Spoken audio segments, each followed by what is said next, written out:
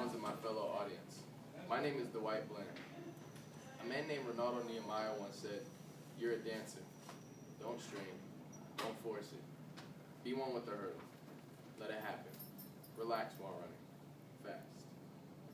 I am here to inform you all about the sport known other than track and field.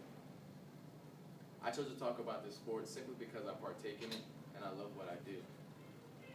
I'll be introducing you all to the history of track and field, followed by the different types of events in the sport, and ending with the proper track and field attire.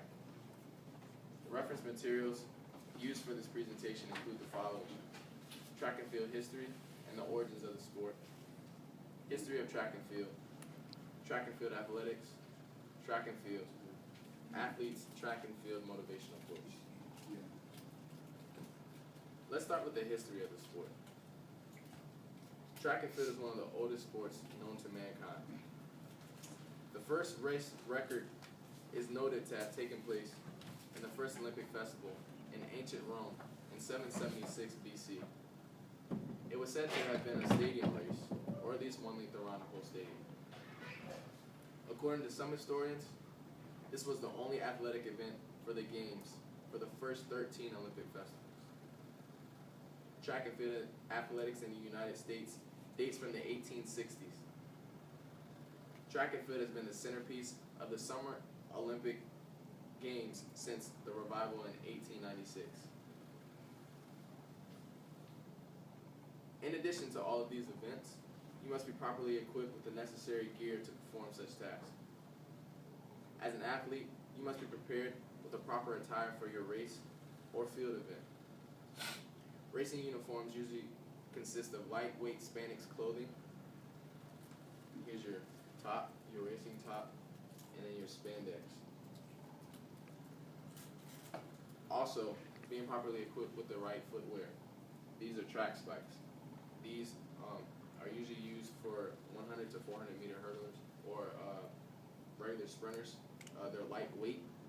They have arches on the bottom and 8 spikes at the bottom, and they're arched up to keep your toe up, to keep you elevated off of the surface. And they have a flat bottom as well. And just as important as these components are for your race, you need the proper training equipment. Training attire is very important to get the best out of your workout. Wearing the proper shoes, called trainers, with arch support and cushion at the bottom of your foot to resist for shock resistance, basically. Also having the proper lightweight shirt, breathable cotton or spandex as well, like Nike Fit or whatever the case may be. Also having shorts or long pants or hoodies, depending on the season. Normally indoor season is normally colder during the winter and fall, so you would like to bundle up in layers, whereas spring and summer you can usually just have shorts and a t-shirt. But as the sport evolved, so did the events. There are various events that take place in the sport. It all started with running, but as time progressed on, more events were added to the sport. Events differ from sprints to long distance to field events. The most common event that people are usually attracted to are the sprinting events, including the 100-meter dash. This event usually depicts the world's fastest man, with current record holder Usain Bolt finishing the race under 9.5 seconds. This event is clearly attracting the most people. Running events range from 100 meters to 10,000 meters, including relays. Field events range from long jump to triple jump to high jump, pole vault, hammer, discus throw, shot put, and javelin throw. Field events usually test people's strength and techniques, while running events test people's speed and endurance. One of the most challenging events in this sport, in my opinion, are the high and low hurdle races, ranging from 110 high hurdle race to the 400-meter hurdle race. Are there any questions? Yes. Take me through a typical practice of a collegiate hurdler.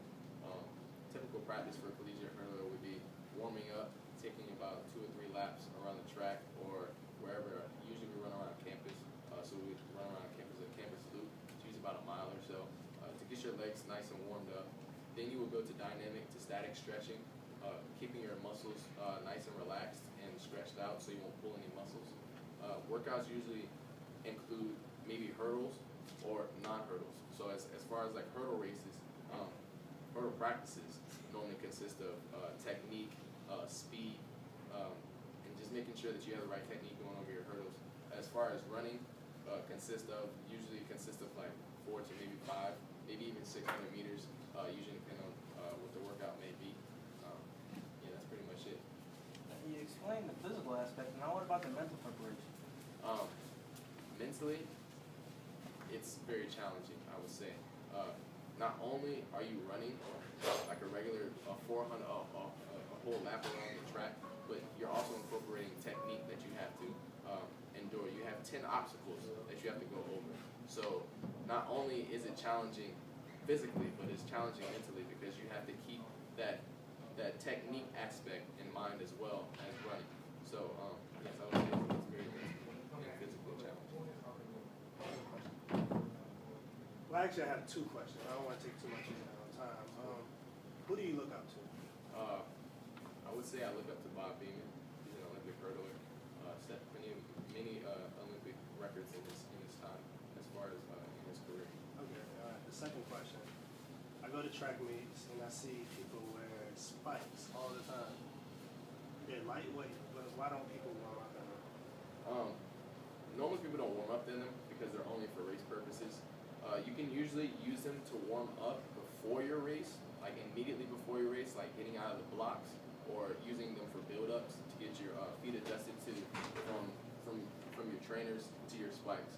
But normally people will warm up in your trainers because you have the proper arch support and the cushion at the bottom of the shoe. So that's normally why people warm up.